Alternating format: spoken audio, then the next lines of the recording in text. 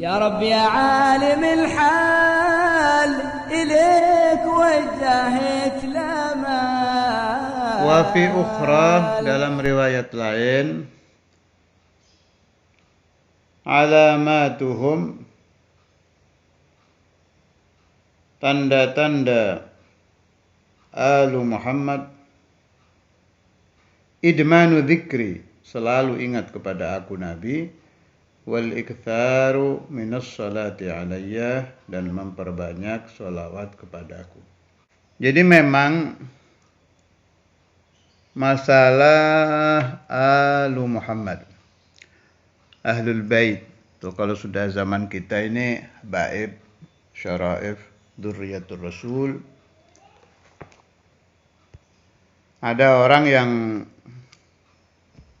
tidak cinta kepada dzurriyyah memakai dalil-dalil semacam ini untuk membantah. Wah, nggak ada itu. Habaib, turunan Nabi, suruh dicintai, nggak ada. Yang suruh dicintai Alu Muhammad kullu taqi. Itu yang dipakai dalil. Itu benar, hadis itu benar, ada memang. Alu Muhammadin kullu taqi. Keluarga Nabi adalah setiap orang yang bertakwa. Cuma kalau orang itu menelaah ilmu dengan hati bersih, mereka akan ketemu hadis-hadis Nabi yang tidak mungkin menafikan perintah Nabi untuk mahabbah kepada anak cucu beliau. Contoh yang jelas menyebut nama Sayyidatuna Fatimah dan keturunannya. Yang jelas menyebut nama Al-Imamul Hasan wal Imamul Husain. Yang enak itu kita ikuti, kita taklid ke allamah-allamah zaman dulu seperti Imam Sya'rani atau zaman mutaakhirin seperti Imam Nabhani dan lain-lain. Jangan ambil yang ahli bait dulu. Kalau kita nanti pakai dalil qala Imamul Haddad, qala Habib Ahmad bin Hasan Attas, orang akan membantah, oh mereka itu mengkultuskan diri sebab mereka juga habaib. Oke lah, kita pakai yang dalil-dalil yang bukan dari dzurriyyah. Baca aja Kutubus Sya'rani, Kutubus Nabhani, Kutubus Suyuti, dan lain-lain, allamah-allamah minal mutaqaddimin wal mutaakhirin yang memang yuhibbun ahlal bait, apalagi Muhibbuddin At-Tabari. Gelarnya aja kata Ustadzul Imam sudah Muhibbuddin At-Tabari. Tuh, lebih-lebih lagi kalau kata Ustadzul Imam dulu itu fani fi mahabbah ahlil bait. Sudah fana. Nggak ingat apa-apa kalau sudah urusan cinta kepada dzurriyyatur Rasul. Alhasil kita tetap narwil ilm apa adanya. Jadi memang ada dua pendapat di sini. Ada pendapat yang mengatakan yang dibagi dua itu al-qarib, al-ba'id. Jadi kalau al-qarib anak cucu Nabi. Kalau al-ba'id kullu, setiap orang yang beriman, kullu muslimin wa muslimah, kullu mu'minin wa mu'minah. Apalagi al-usah, pendapat kelompok ini ya, yang ahli-ahli dosa itu ahwaju ila du'a. Jadi maksudnya kalau orang membaca sholawat, Allahumma salli ala sayyidina Muhammad wa ala ali sayyidina Muhammad, ya Allah berilah tambahan rahmat azim kepada Nabi Muhammad dan kepada Alu Muhammad dan semua umat Nabi walau usah, meskipun yang ahli dosa. Dari segi ini memang bagus. Artinya seluruh orang sholat di alam dunia ini tiap hari kan banyak, nggak kehitung jumlahnya itu. Selagi mereka membaca sholawat di dalam tasyahud, maka mereka telah mendoakan semua umat Nabi. Dari sisi ini saya setuju.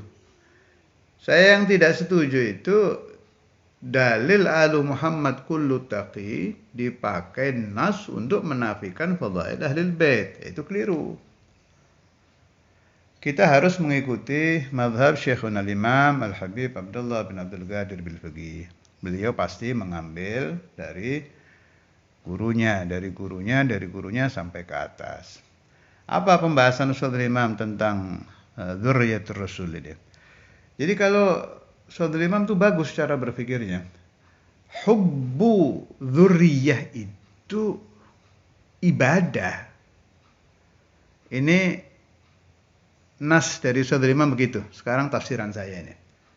Jadi kalau Ustaz Imam bilang, beliau tafakurnya itu dari nahiyah mencintai dzurriyyah itu adalah ibadah. Udah, itu yang kita pakai. Dari nahiyah bagaimana ini maksudnya? Ya kita sholat. Sholat itu kan ibadah, melaksanakan perintah Allah. Dengan sholat ini kita naik sampai jadi wasil ilallah. Udah. Kalau ada orang suluk mengikuti mahabbatu ahlil bait, jadi dia ketika menghormat kepada cucu Nabi itu sudah nggak ingat apa-apa, basyariahnya sudah hilang, ingatnya hadza amrullah, ini perintah Allah. Jadi nggak beda dia sholat, bukan saya mengatakan sholat dengan cinta habaib sederajat loh, jangan salah paham. Kadang orang pahamnya pendek, nggak kesana omongan saya ini. Jauh, sholat itu lillah, bukan kesana. Ini dari nahiyah imtithalul amr saja. Kalau ada orang, kan banyak di Indonesia, di Asia, di beberapa negara, kelompok muhibbin di ahli baitin Nabi Muhammad.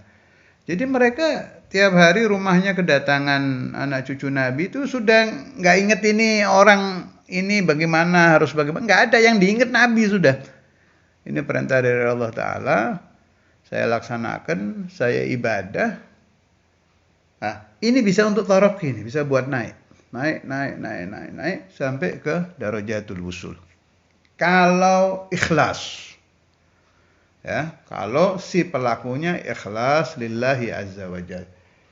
Jadi nggak beda dia sedang sholat, nggak beda dia sedang sodakoh, nggak beda dia sedang puasa sunnah, nggak beda dia sedang hormat kepada dzurriyyah, sedang berbuat baik kepada dzurriyyah. Ingatnya Allah saja.